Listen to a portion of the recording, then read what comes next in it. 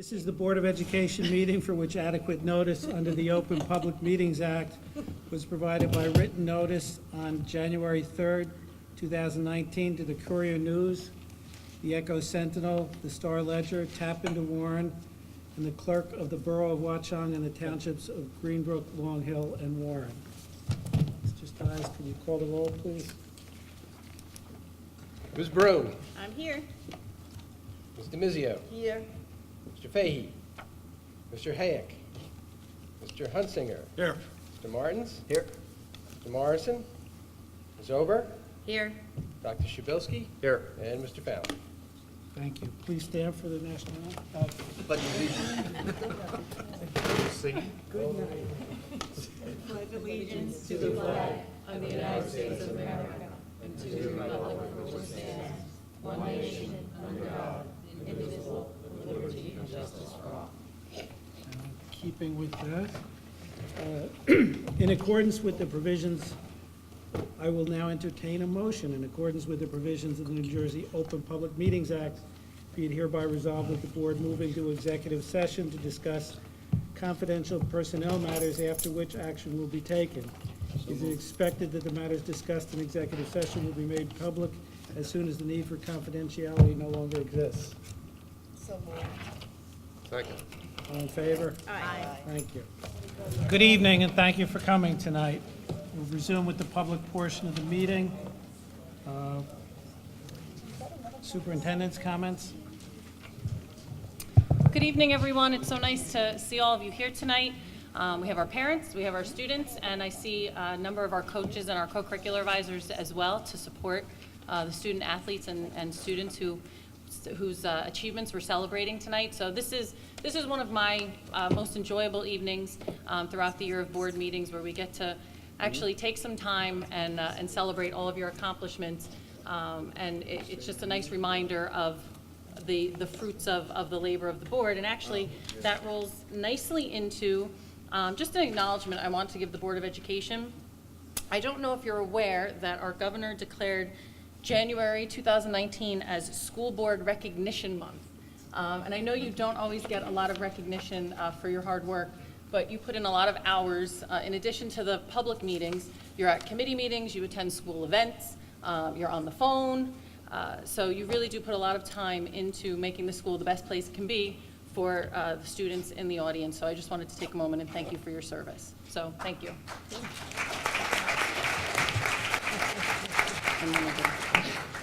And just one other piece of recognition. About a week ago, we had a Faculty Wellness Day event as part of our wellness initiative. In addition to promoting wellness of our students, we also are trying to assist our staff with making time for themselves. And so we had a wellness day here for the staff members. And I just want to acknowledge our staff members who helped organize the event. Marla Heath, Jill Gleason, Caitlin Brennan, Patricia Tobin, Beth Scheiderman, who is sitting up here, and her assistant Donna Dinson. They planned a really nice day for the staff. We had a number of vendors here from different healthcare providers, a nutritionist from ShopRite. We actually had a couple of masseuses here giving chair massages during the day to the staff. So it was a really nice day, and the staff tremendously appreciated it. But it was a lot of work to put together. So I just wanted to acknowledge those folks. And now I'll turn it over to Mr. Fallon. Thank you. And on behalf of the entire Board of Education, I want to express my thanks to both the students and their parents and friends who are here tonight. As important as a night like this is to the administration, it's also a night for us as board members to revisit the accomplishments of our very talented students and the support that they get from their parents. So we appreciate this night as well. I also want to point out that before tonight's meeting, our Greenbrook representative, Bruce Martins, was sworn in as a member of the board for another year. As hard as all of us worked, Bruce works twice as hard because he is a member of the Greenbrook Board of Education, where he serves as president of that board. In addition to all the work that entails, working with the superintendent down there, setting agendas, schedules, and coordinating things. He also serves on committees up here at the high school and is quite busy and is a member of our negotiations team as well. So I just want to extend my recognition to Bruce and thank him. Thank you.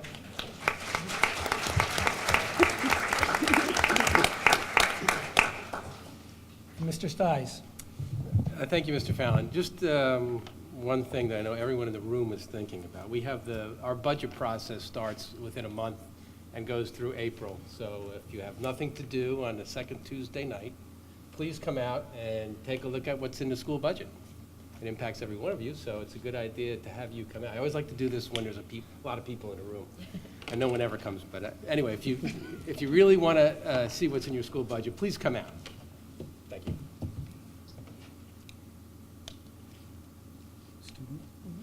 Our student representatives, you want to go up to the microphone, please? And would you introduce yourself to the rest of our performance? Hi, I'm Becky Batel. I'm Jed Over. The speech and debate competition took place on Saturday, January 5th at Hardin Central. Junior Rupa Iricom placed first in congressional debate, and freshman Mohan Trivedi placed third. Junior Deepa Iricom placed third in extemporaneous speaking, and sophomore Anshita Murli was the top scoring novice competitor for original oratory. Overall, the team placed 7th among schools with 15 or fewer entries. We had 2 perfect scores in the December New Jersey Math League competition attained by Daniel Zhang and Kevin Booth. School events. Our 5th annual Coffee House was held on Wednesday, January 16th, and was organized by the efforts of James Acquavia, Maggie Violette Bernberg, Mary Ellen Palin, and our English department. It was an evening where students and teachers came together to share poetry, song, and dance. Many of the pieces used in the evening's performance were generated from students in creative writing classes, and dance pieces were by students who are involved in the school dance program. The path was arranged to mimic the coffee house, with low lighting, high tables, and chairs. The athletic update, boys basketball team is currently riding high at 13-2, enjoying a well-fought upset win over Gill St. Bernard's with a score of 64-60. Boys fencing is currently 6-1, recently competing in the Centrulo tournament at Drew University. They placed 17th overall out of 150 teams. Wrestling is currently 4-1. The Wrestling Warriors took home the Walter Woods and Somerset County championship titles. We are proud to host the District 15 tournament taking place on Saturday, February 16th. The winter track team, the team has been busy traveling to Tom River for multiple events, where Bradley Jelmer smashed the pole vaulting school record. As reported by NJ.com, Washington Mills Jr. Bradley Jelmer vaulted a huge PR of 15 feet, 7.25 inches during the SJTCA meet number 5 at the Tom River Vault. That not only takes over the state league, not only ranks him number 5th in the United States, but also moves up to 6th all time in the indoor New Jersey pole.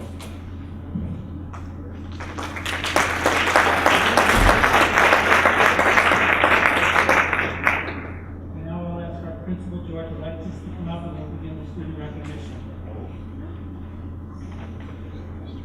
Good evening, everyone. Welcome. And thank you to the Board of Ed for allowing us to acknowledge and celebrate our students' achievements tonight. I want to begin with the Joy Prescott Humanitarian Award. The Joy Prescott Humanitarian Award for student leadership and dedication from Yale University is presented annually to a student leader committed to human rights and the pursuit of social justice. I'm proud to recognize Stella DeVizio as this year's award winner.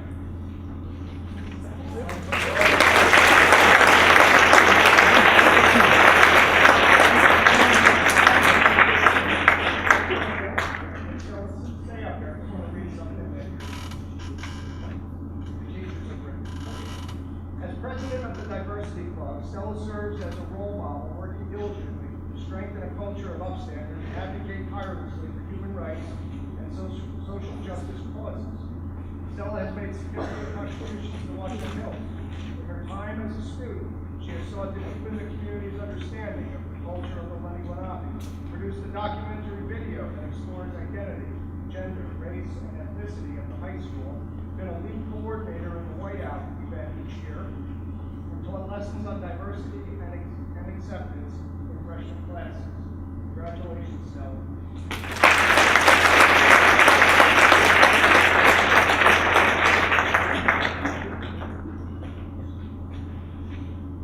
2019 National Merit Scholarship Program. Many of you know, the National Merit Scholarship Program is a highly competitive academic competition for recognition of scholarships. High school students enter the program by taking the DSAT as 11th graders. The DSAT serves as an initial screen of 1.5 million entrants each year. 6 of our seniors have qualified as semifinalists in the National Merit Scholarship Competition this year. 2 of them are here this evening, and I'd like to call them up. Ishika Agrawal and Joy Blue.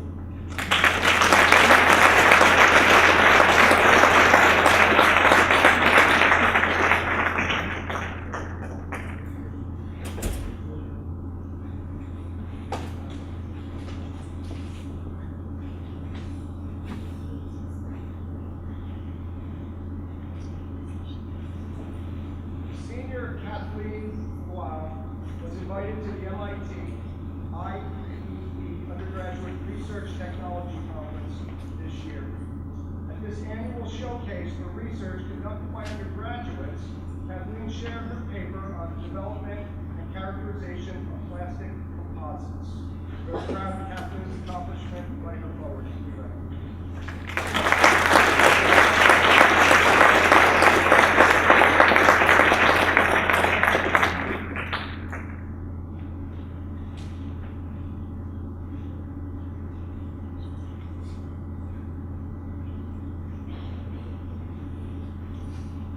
Now I invite Mr. Bertelli to come forward and offer the co-curricular awards and recognition.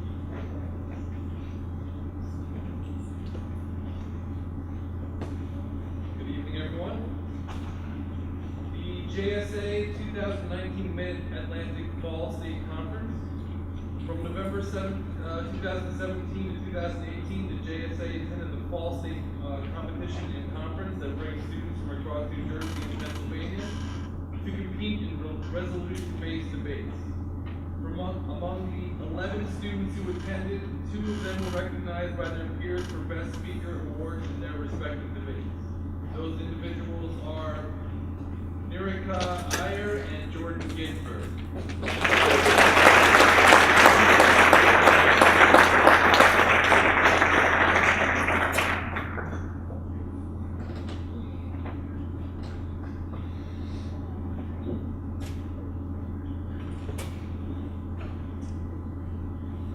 2018 Why Vote Essay Video Contest. On October 26th, 2 of our students, Anika Kadastafane and Jainya Daniels, both 9th graders, were finalists in the Why Vote Essay and Video Contest run by the Greater New Brunswick Area Chapter of the League of Women Voters. They were invited to the award ceremony at the Eagleton Institute of Politics at Rutgers University, where it was announced that Anika Kadastafane won first place in the essay contest, and Jaina Daniels won an honorable mention in the video contest.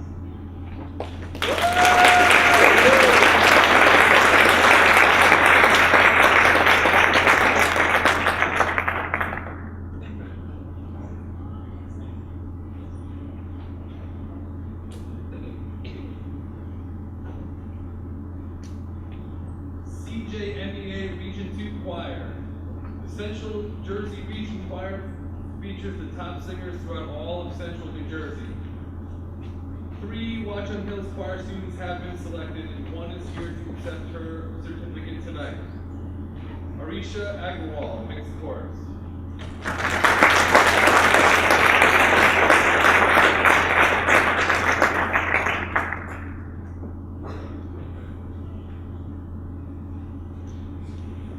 CJMEA Region 2 Symphonic Band, Orchestra, and Wind Ensemble.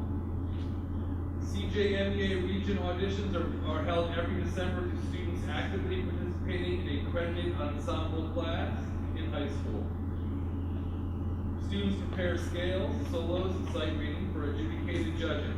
Students with the highest scores are accepted into the Region Symphonic Band, Wind Ensemble, or Orchestra with performance in January. Students that made the CJMEA Region Ensembles are eligible to audition for the All-State Ensembles in January. Students accepted to these ensembles show high high proficiency in playing their primary instrument to the highly competitive process. The following students were accepted: Daniel Zhang, clarinet, and Catherine Lau, flute.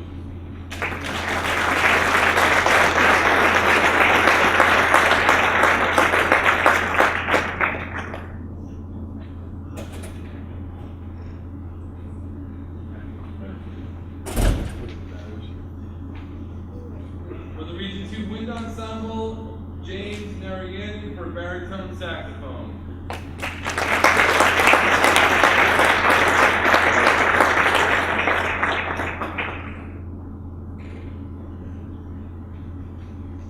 Fall 2018 Celebrating Art Yearbook.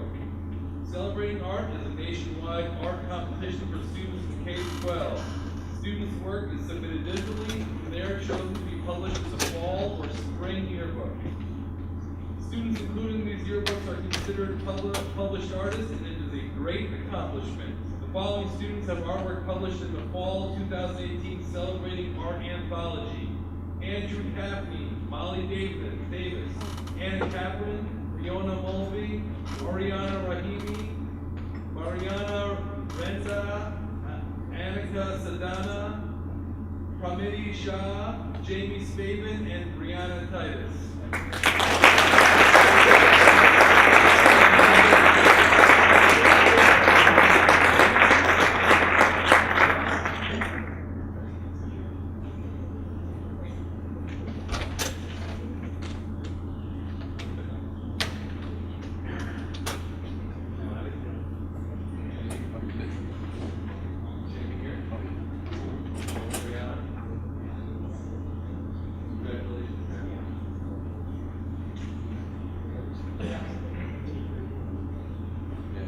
Now I'd like to introduce Mr. Dan Root to the athletics award.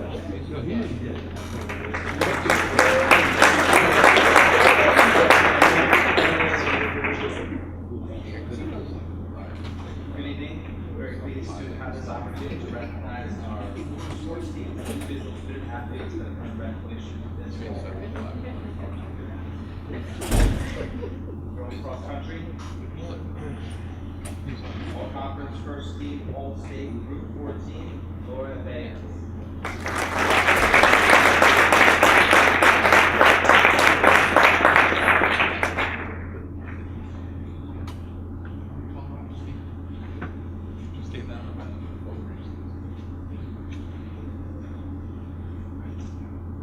And all conference honorable mention, Jamie Thompson.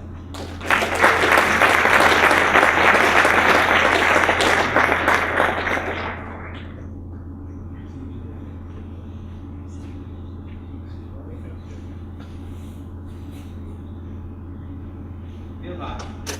All conference honorable mention, all county honorable mention, Caitlin Gold.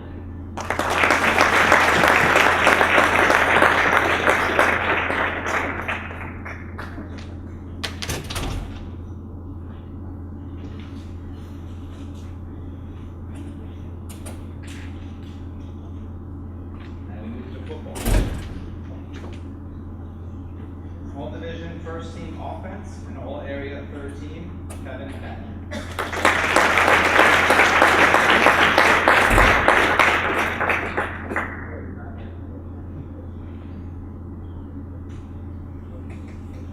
All division honorable mention for defense, Adriel Delone.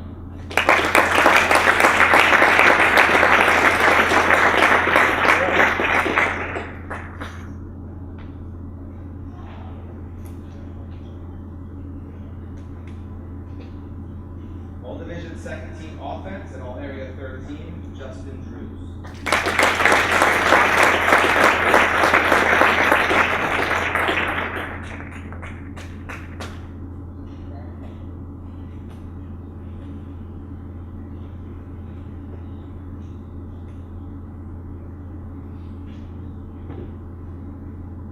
All division honorable mention for defense, Shane Helen.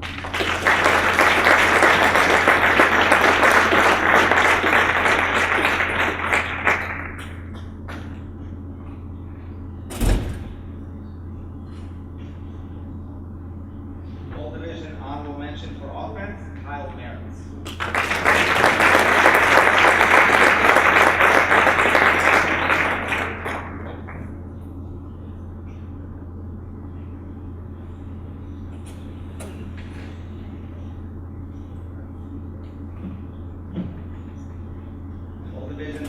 team defense, Dom Miller.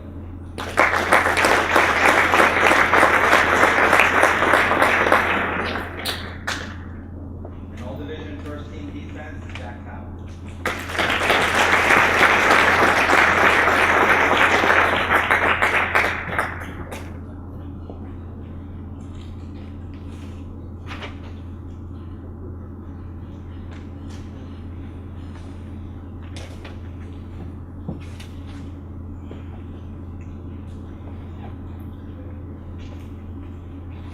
Move to gymnastics. All conference first team for floor. All conference first team golf. Rebecca Bree. As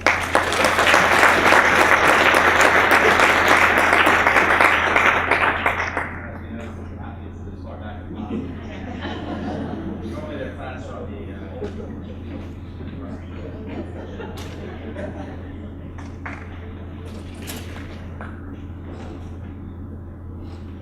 Alright, we move to boys soccer. Boys soccer is a little differently only because this is a team award as well. So I am going to call each kid up individually. Some have also garnered some individual honors, and I will mention that as well. And if you don't mind putting on the applause with the entire team up here, so we give them their due credit. Our boys soccer team this year, under the guidance of Coach Leonel, we're Skyland Conference champions. So they'll all be receiving that certificate. Nick Aguilera.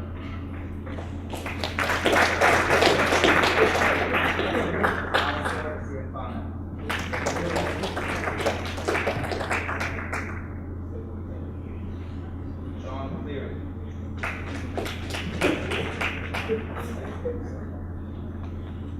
Sebastian Kovas.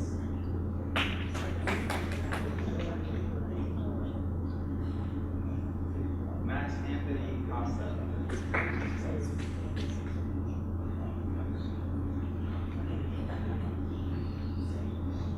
Andy Granados.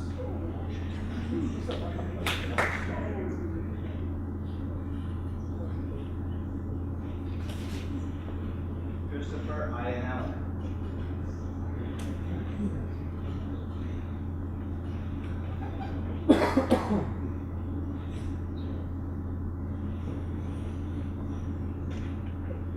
Sebastian Leon Garcia.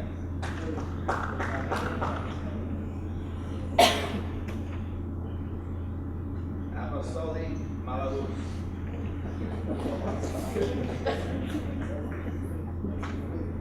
Lucas Mamos.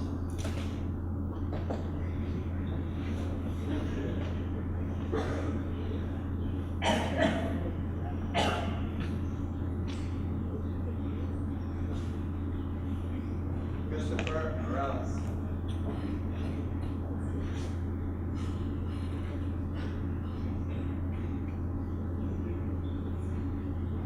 Maxim Nicolau.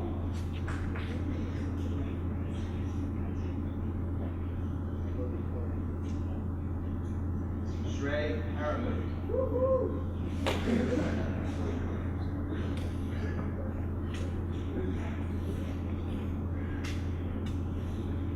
Damian Santos.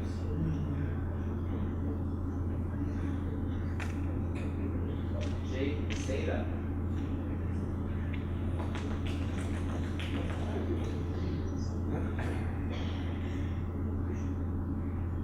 David Liu.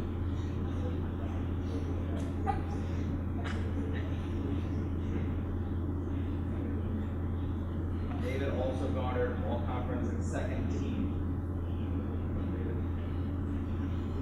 Liam Scanlon.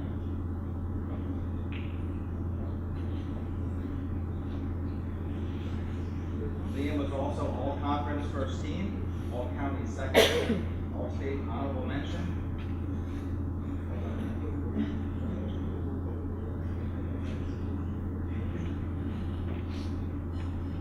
John Seda. John was all conference and second team.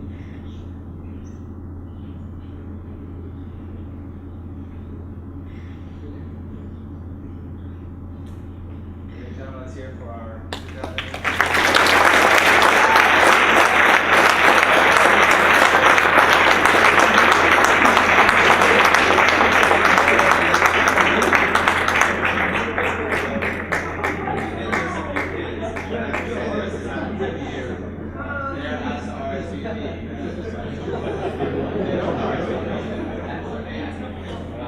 have their certificates? Do we have our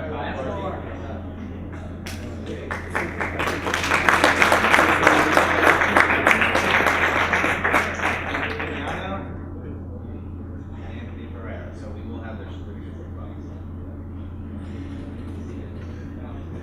We'll have it. All right, let's do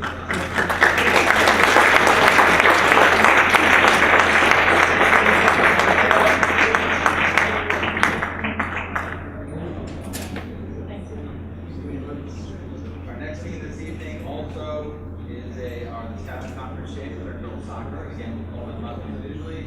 We'll have them all today. Yeah. Our first participant, Patty.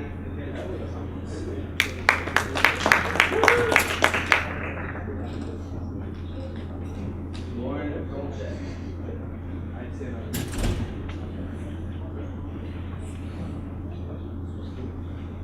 Samantha Fox.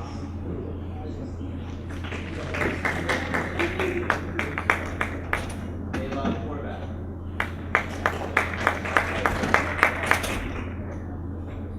Dana Luke.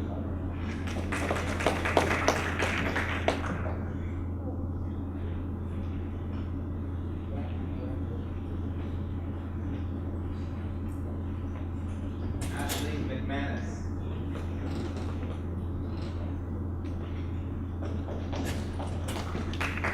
Emily Morris. Kathy Solis.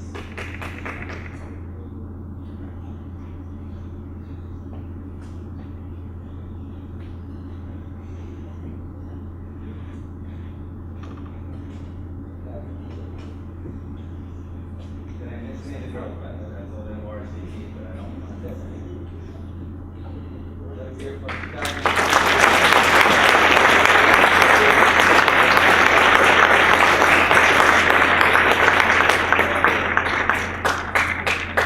Girls tennis, Sophie Weaver.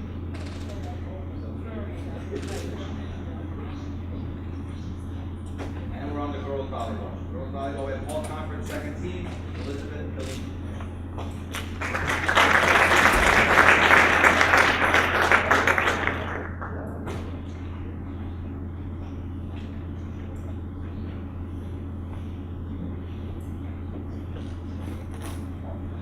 And we have all conference second team, Allie Payne.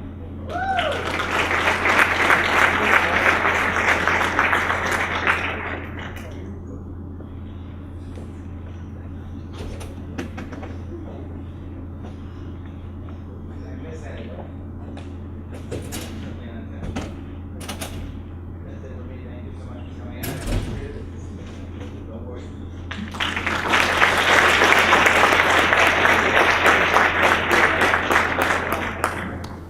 That concludes our student recognition tonight. You're more than welcome to stay, but we understand you might not find us the most interesting people in the world. Speak for yourself.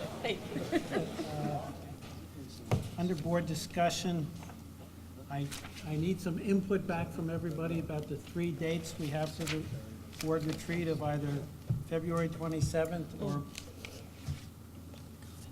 oh, I skipped public comment, I apologize. Because there's so many people here who want to, but. First opportunity for public comment. The public is invited to address members of the Board of Education here on any topic that is on the agenda for tonight's meeting. There will be a second public comment period later in the meeting, which will be open to any topic. Comments are limited to 5 minutes. Would anyone like to address the board? If so, we ask you to please come up to the microphone, state your name and the town you're from.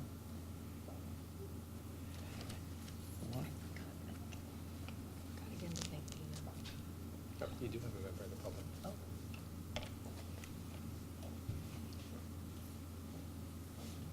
Yep. Hello. Thank you. Hi, my name is Jordana Raban. I live in Long Hill Township, and I just wanted to introduce myself. I'm on the Long Hill Board of Education, and I, along with Marta Moakley, will be the liaison, so we'll be attending, along with the great audience that you have usually. We'll be attending the meetings and reporting back on what's happening. Thank you. Thank you very much for introducing yourself, and we look forward to Great. seeing you and hopefully working with you. There's no other. I will now close the first opportunity for public comment. And you want to correct something? Not that anyone is still here, but I do always forget to thank my assistant, Dina, because she's the one who, she spends a tremendous amount of time putting this evening together, getting RSVPs from folks. She and Lisa Martins work together on this, but she creates all of the certificates. So she really spends a lot of time making this a success. So I really, and I couldn't do my job without her on any day, but I just want to acknowledge the work she does tonight because it's really appreciated by the parents and the students. And I also didn't mean to offend those of you that are here by calling you nobody, but you're the regulars. And I apologize, but we've already had the student recognition. I think they were here, they may have forgotten something.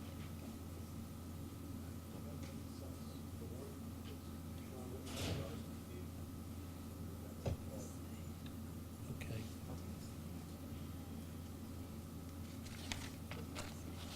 All right, moving along then. How about at boards, March 5th, March 27th, February 27th? March 5th. For a board retreat and goal setting? I think it's the, The dates are February 27th, March 5th, or March 27th. I don't think it was it March 5th? March 5th is a board meeting. I don't think it was March 5th. I think Oh, it it's was March 11th. I'm March sorry, 11th. March Yep. 11th, not March 5th. March 11th, February 27th, I know I'm a no. March 11th, that's good. Or March 27th.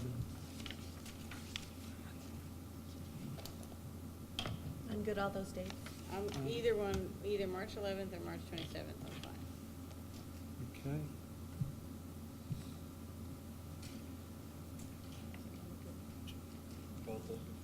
Yeah, I think all those dates are good. Okay. Barry, Yeah, both those dates are good. the March dates. Bruce? The 11th might be tough. I think there's a Greenbrook meeting on that one, so just Okay. have it whenever works for you guys. That's Okay, fine. well, I mean, if we can get everybody else on the 27th, that's what we're Bruce shooting is saying, for. yeah, Bruce is saying have it on the 11th. That's what I kind of interpreted. That's what I read into that. You guys have it whenever works for you guys. Don't worry about me. Okay. We'll check with the three board members who aren't here, and we'll get something out both to Gwen and to all of you before the end of this week. The next, I want to go off the agenda slightly. We did have, we did have an operations committee meeting today. And at our last meeting, you know, when we were looking at the total fees of $332,000 for all the various design elements in the possible project going forward, board members had a lot of questions. Members of the operations committee also had questions. And there were also questions regarding the specific project that we were talking about doing at that time. I want to take a few minutes now, and Mr. Stiles and others who were at the operations committee this afternoon can talk about, we got some clarification on the costs from the architect. And I know you don't all have that list of numbers, but I'll go through them tonight. It is not a situation where we're now approving a number like 330 some odd thousand, and then that we would definitely be spending it.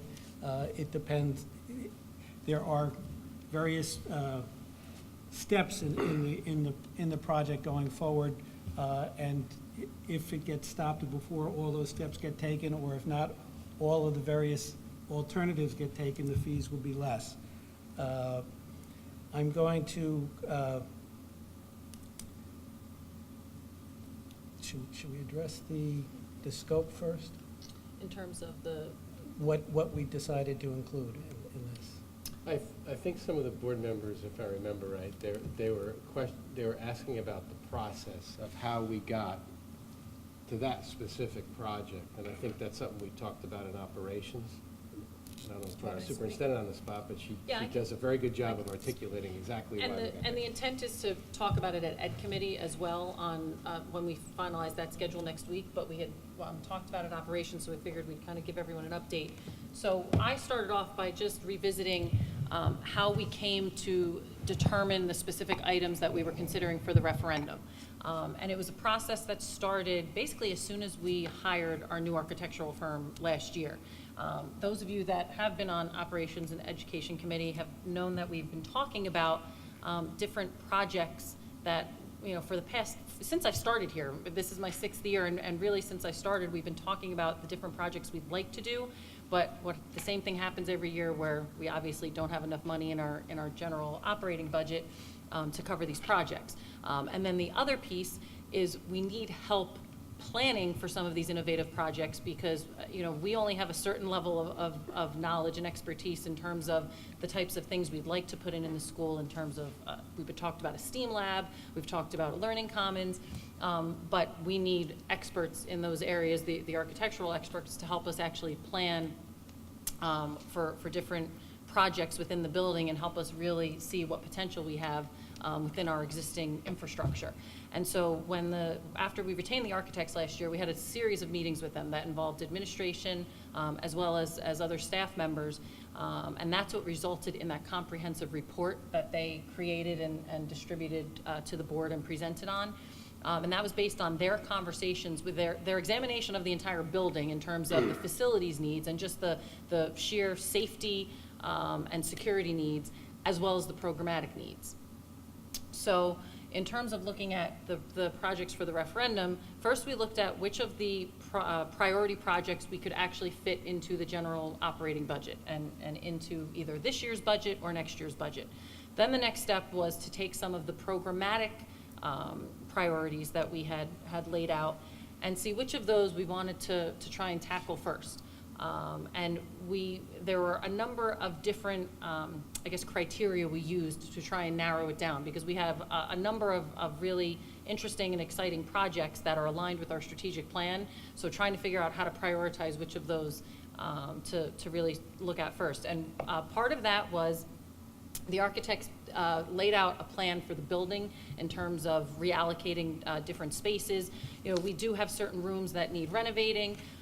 So in terms of some of the projects, for example, the Learning Commons in the Media Center and the STEAM Lab were really the two primary major programmatic projects that we wanted to look at fitting in the next couple of years. So when we started talking about which one of those we would try to look at first, the STEAM Lab, that requires other steps prior to getting to the STEAM Lab because the space that we're looking at for that requires relocation of 2 other classrooms that require renovation. So rather than renovating them where they are, it's our ceramics room and our photography room. We've been talking about renovating the ceramics room for a while. But the reason we looked at a comprehensive plan for the whole building is we don't want to renovate that classroom if then we're going to be looking at relocating it to a different area of the building.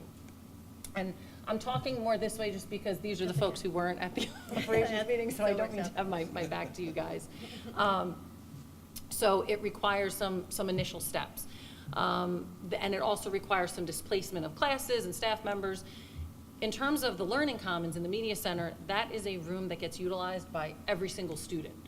So addressing that particular need would impact every single student in the school, and it does not require relocation of any classrooms, doesn't disrupt any classrooms while we're working on that.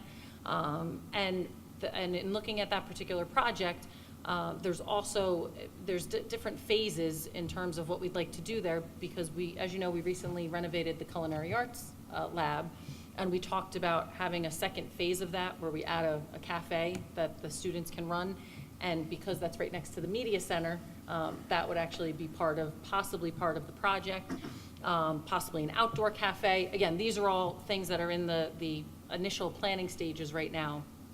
And another element of that also is, if we decide to go forward, it will depend upon how the bids come in and whether it can be funded within the amount of money that we're looking to put into this referendum. So some of these things, we may do some preliminary steps, but they wouldn't be fully designed unless and until we know we can raise the money to do them. And so then the other component was if we're looking at doing a referendum and hopefully doing projects that are eligible for that up to 40% debt service aid, we need to choose projects that are eligible, that fit the criteria, that are eligible for the aid. So that's the other piece we looked at. So now, one of the questions that came up in operations is, well, aren't some of the security projects our primary concern, and why aren't those in the referendum?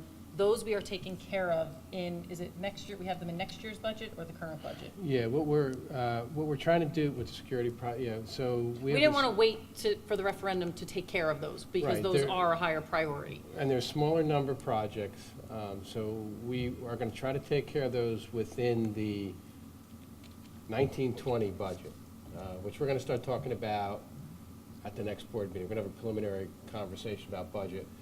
But two of those projects that we talked about in operations were a security project that the board's aware of, and the other piece was the signage, better signage for wayfinding for the building. We always have, that's part of security as well, in a sense, but to get people where they need to go rather than driving around in circles in our parking lot, so, and also Yes, helping- everyone's been there, right? Yes, and helping the flow of traffic as well. So those items are going to be part of the budget that we're going to propose the next couple of months.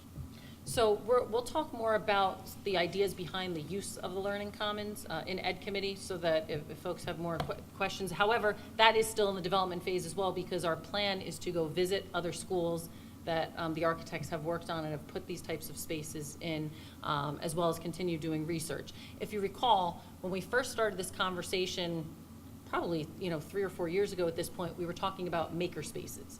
But maker spaces generally are more elementary focused. Those are what you find in elementary and middle schools. That conversation, based on our research, evolved into, rather than putting a maker space in somewhere, renovating our media center to a learning commons, which is really a collaborative learning space where our students can go to work together, we'll have a virtual learning lab in there, a number of different spaces in there that they can utilize, and then a STEAM lab, which would be a separate space that would house, potentially robotics, and have some other spaces for some of our STEAM learning experiences. So that's why we decided on 2 separate spaces, what came out of the conversation. So it's been a several year-long conversation, and it has evolved, and we're continuing to do research. And what then, I'll let Tim and Peter explain, is the architect then explained all of how these fees are not just a lump sum that we pay all up front. They phase them in, and they actually backload them, so that the initial fee we're paying for the design is, if the referendum doesn't pass, we don't pay any of the rest, because those are in phases 2 and 3. So we're just paying that initial design fee to get the project ready to be sent to the state to apply for the. Well, again, it's all if the referendum passes. So all of those things would not be part of the upfront cost. So Tim was saying that he can break this down in the board resolution, so that it shows that we are committing to phase 1, and these fees, will not be paid, phase 2 will not be paid unless successful completion of a referendum, and so it will spell it out in there, so that it's very clear what we are committing to at this point. And what we talked about in operations, because of the timeline of all of this, and, talking about when we'd like to go out for referendum, and if we want to get the work done in the summer of 2020, we'd essentially need to get the project to the state by mid-March, which means we need to start yesterday in terms of planning this. So we're going to discuss it at Ed Committee, and then if the board is comfortable moving forward at the next board meeting in February on this, so that we can move forward in the planning, that's what we'll do. If the board is not comfortable, then we'll just have to back up the timeline a little bit, and it is what it is. Was there a list of things Yeah, that we did, that are the ones that we Yeah, did? a couple things. One, first of all, whether we get approval of a referendum or not, one thing that's a need and has to be done for safety and other concerns is the electrical board service. Right. That dates from the original high school in 1959, 57, and needs to be updated. So that's something that is in this project, but needs to be done even if we don't have the funding for this project. We then talked about, okay, if not these things, what other things? One is obviously the STEAM project, but for the reasons that Liz has indicated, and that the members of the operations committee felt, a couple things. A, the media center, it's crowded all day, all afternoon already. Kids are there, and we want to encourage kids to be there. It'll have the biggest impact in terms of the most students, a bigger impact than going and doing the STEAM project. The other, very significantly, is, we don't want to do the STEAM project now, have to renovate those rooms, and then move them later on. And other projects that were looked at, we've had the tennis court issues for quite a long time as well. One of the considerations here is, that's not a project where any of the state aid would apply to. And so, do we want to try and do it here and not get state aid for it, or find another way to do it in the future? Then there's also the question of, doing the media center learning space. You're impacting a lot more students than the tennis space. Tim, I can't recall if there were other, some of the things we talked about. Maintenance is pretty much. Greg talked about some of the maintenance projects, and we had the referendum in 2013, and we addressed a lot of our roofs. We addressed the steam heating. Some of the other heating and ventilating and lighting issues we're going to try to tackle through an ESIP, energy savings improvement plan, and that is a long process through the state, but it's kind of tax neutral, the way it plays out, and we're going to wait to see. For those projects, I think that's the best avenue. It wouldn't be through this type of referendum. And I think that was the main ones that we had brought up. And so, again, part of our feeling was, at Education Committee, when this gets discussed next week before the next board meeting, we will then have had hopefully fairly detailed discussions with 9 of the 10 board members at various committees. I have a couple Lisa, of questions. yeah. First of all, when you do the breakdown for the media center, phase 1, phase 2, phase 3, maybe you could add some details on what are we buying for that money? What will Okay. the architects be doing So, in phase 2? yeah, so I can give you phase 1, exactly what they're doing. So the cost was $19,000, that's the pre-referendum fees. So basically what they do is they get their group of engineers and whatnot together, and they do some preliminary work, but they also meet with us. They meet with administration, staff, and try to figure out what type of space is needed for the curriculum and the programs that we want to put in that space. And that takes, we did that with a locker room, and it's a smaller sample with the locker room, but we did meet with them at least 3 or 4 times. And we're going to go And visit with the some other schools teachers. as well for this. So, and they're gonna, so for them, that $19,000, that initially is paid out of operating budget funds. And if the referendum were to pass, it goes, we essentially Take it pay out of the ourselves referendum. through the referendum, is how it works. Their cost for that was far greater than the $19,000.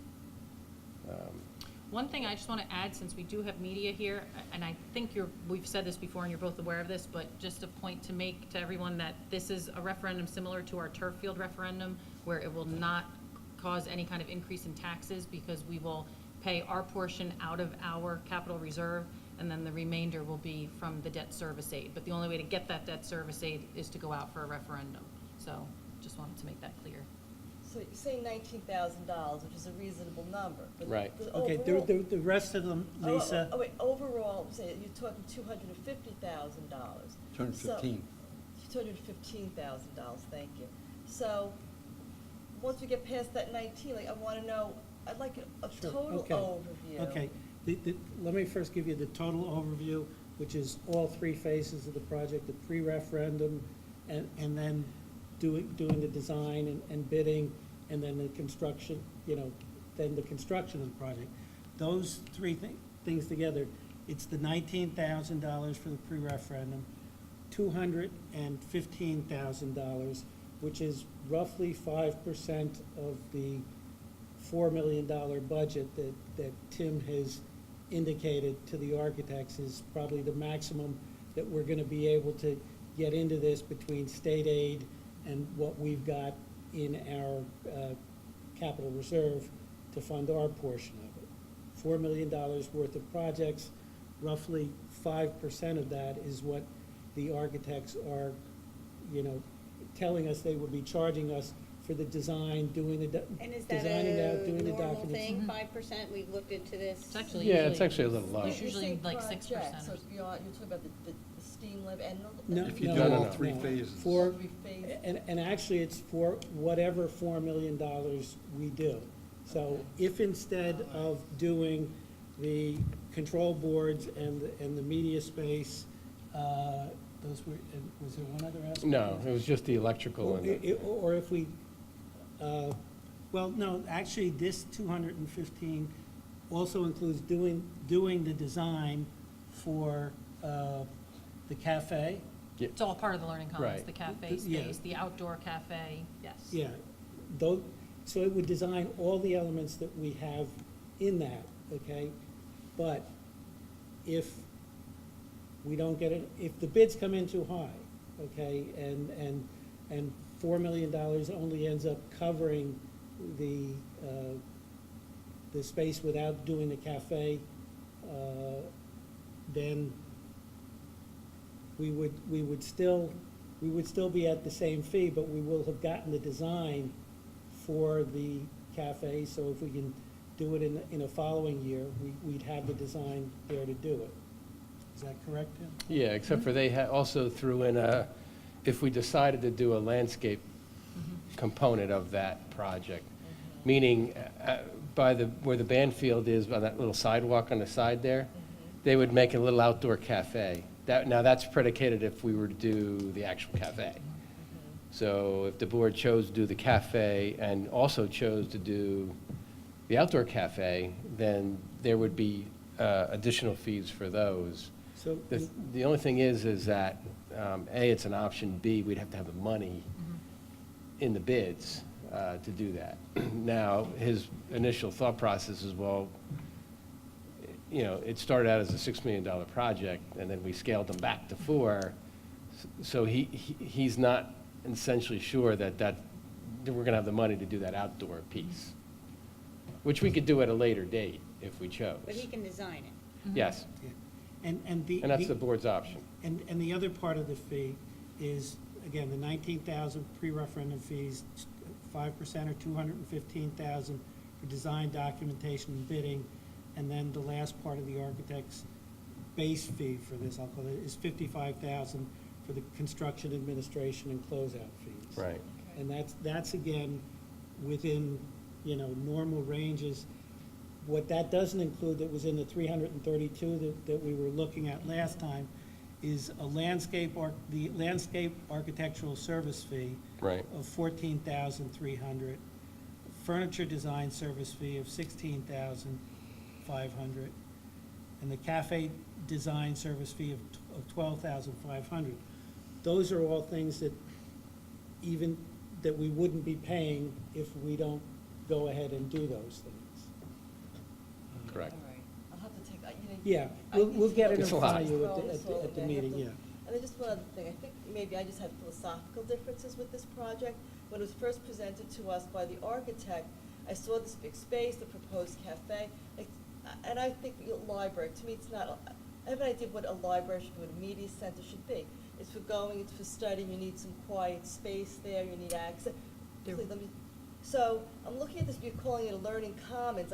I see it as a space now where everybody's just going to hang out. And even if they're studying together, I see the atrium and the cafeteria more spaces for that purpose if you're studying in groups. So now, where do people go if they need a quiet study place, if they need to look at the books? I don't see this proposal, this. That will be in, no, that is part of, that's, the key is really flexible learning space, and that's, part of the design has a lot to do with the furniture. The furniture is actually a key piece for this. For example, part of it will be, and when I say a movable glass wall, it's not something you move every day, but it's movable so that the space is flexible. We've had students who've we've increased the number of virtual learning opportunities for students when we haven't been able to meet their needs through our traditional classes, German and Latin, where we couldn't find a teacher and they did it online. we'll have that's what you would use this glass, classroom for, so that they don't need a teacher in there, but they need to be supervised. So now you have a separate classroom that's in the media center, that the media specialist or whoever's on duty in there is able to see what those students are doing when they're working, so they're working in a separate quiet space, but you can see them. There will be spaces for individual quiet study work, and there will be spaces for collaborative work. So that's the whole key to the spaces. It's really a flexible learning space. And then when classes meet in there, they'll be They're part of it is a classroom. And again, these are all the initial, things that we've talked about, but yes, you're. Uses.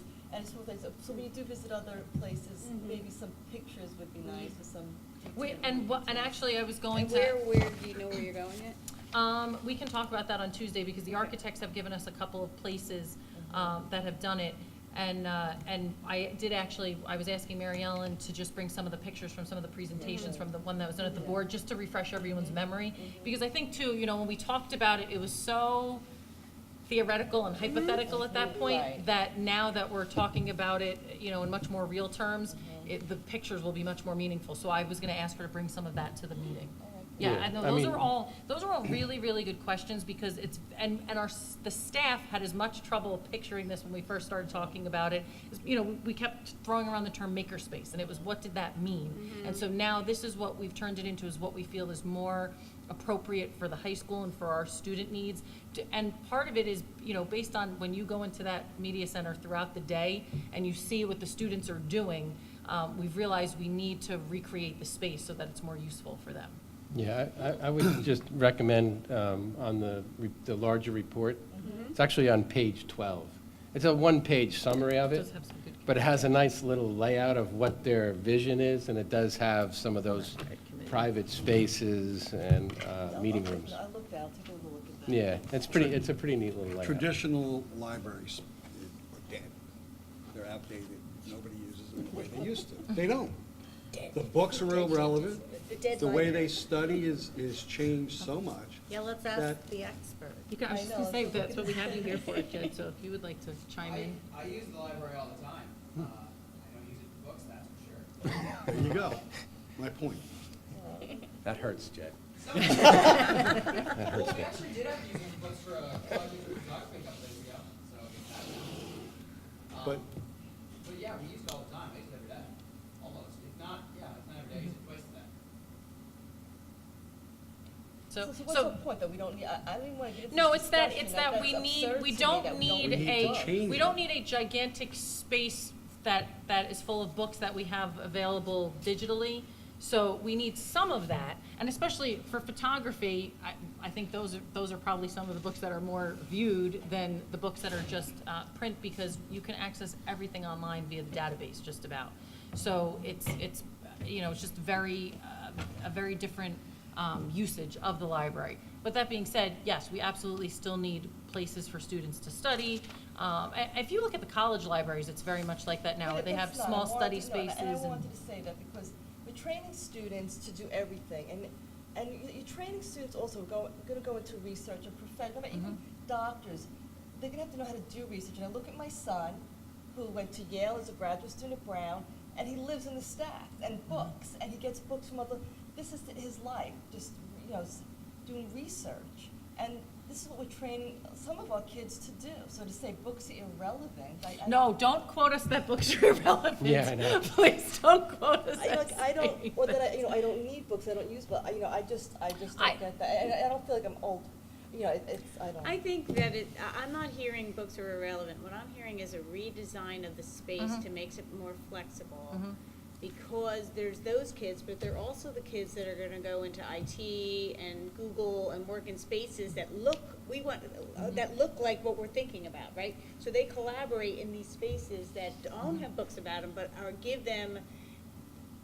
create spaces that have high tables or round tables, things where you can collaborate and work on project-based learning.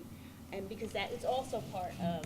No, I understand Right? that. I understand that. So I think that's my understanding. This was helpful for things that all pull together for Tuesday in terms of some of the visuals that I can pull out of the architect's plan so that we can talk about it more. Yeah, but the idea is that a resolution would come forth with the fees, but there's going to be language in there where the board's commitment essentially at the beginning of, right in the beginning would be the $19,000 of the pre-referendum. Right. And then everything else is contingent upon the board's options and successful referendum, honestly. And the bids and. Right, and the bid The prices. people and- that originally were involved in that makerspace presentation, are they still Yes. in the conversation? Yes, oh, yes, very much so. Scott Keel, who's our media specialist, was one of the main folks involved in that, and he's been an active part of this conversation, and he'll go on visits with us, be part of the planning.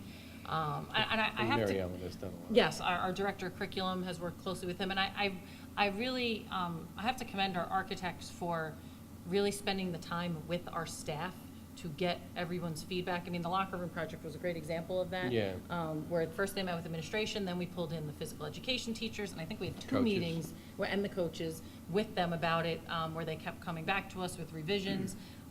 So that's why I'm confident that, I think this is gonna continue to evolve, and even what we're talking about right now is our vision for it is going to shift throughout the process. But your questions are very, very good ones. Okay, we'll get back onto the agenda. Item Roman numeral 7, discussion of addendum items. On tonight's agenda, addendum items are A7 through A12 and C. Are the C addendums? Yes, C4 through C23 and D10 through D12. We'll move them in a few moments, but if anyone wants to raise any questions or discussion points about those, feel free to do so now.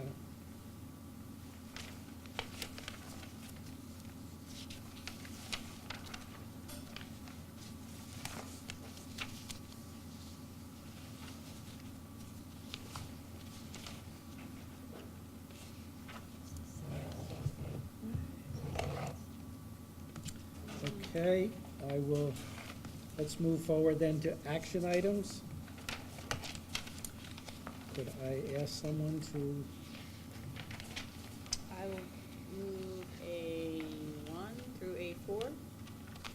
is there a second on resolutions A1 through A4? Thank you, Barry. Any discussion on resolutions A1 through A4? If not, could we have a roll call vote, Mr. Stiles? Ms. Barone? Yes. Mr. Mizio? Yes. Mr. Hunsinger? Yes. Mr. Martins? Yes. Sober? Yes. And Mr. Fallon? Yes. Motion was carried. Move A5 through A10. Yes. Is there a second? Second. Thank you, Bruce. No, Any discussion of resolutions? don't second that Second. one. Okay, you can second it out. I can second, I just can't vote. You can't vote, can he second? I just gotta throw you a curve every now and then. Yeah. It's okay. Just trying to get out of here. Any discussion on resolutions A5 through A10? No. Do we have a roll call vote, Mr. Stiles? Ms. Barone? Yes. Mr. Mizio? Yes. Mr. Hunsinger? Yes. Mrs. Ober? Yes. And Mr. Fallon? Yes. Motion's carried. I'll move A11 and A12, along with, No, just. now I gotta just stay in the my A's, A's? yeah. Okay. Stay in your lane. Can I have a second? I'll move the whole agenda. Second. Okay, any discussions of A11 and 12? Oh, boy. All in favor? Ms. Barone? Trying, Yes. Bruce. Mr. Mizio? Yes. Mr. Hunsinger? Yes. Mr. Martins? Yes. Mrs. Ober? Yes. Mr. Fallon? Yes. Motion's carried. Move C1 through C23. Second. Thank you. Any discussion of resolutions C1 through C23? Can we have a roll call vote, Mr. Stiles? Ms. Barone? Yes. Mr. Mizio? Yes. Mr. Hunsinger? Yes. Mr. Martins? Yes. Mrs. Ober? Yes. Mr. Fallon? Yes. Motion's carried. And move D1 through D10. Can I have a second, please? I'll second. Thank you. Any discussion of resolutions D1 through D10? Can we have a roll call vote, Mr. Stiles? Ms. Barone? Yes. Mizio? Yes. Mr. Hunsinger? Yes. Mr. Martins? Yes. Mrs. Ober? Yes. And Mr. Fallon? Yes. Motion's carry. And move D11 and D12. May I have a second, please? Second. Thank you both. Any discussion on D11 and D12? Can we have a roll call vote, please, Mr. Stiles? Yeah, Ms. Barone? Yes. Mr. Mizio? Yes. Mr. Hunsinger? Yes. Mrs. Ober? Yep. And Mr. Fallon? Yes. Motion's carry. We're now at the second opportunity for public comment. If anyone would like to come up and address the board. I'll now close the second opportunity for public comment. Any board members have other business? Nope. It's an acting. Then I will entertain a motion. Motion to adjourn. Second. All in favor? Aye. Thank you all. Thank you. Jed, thank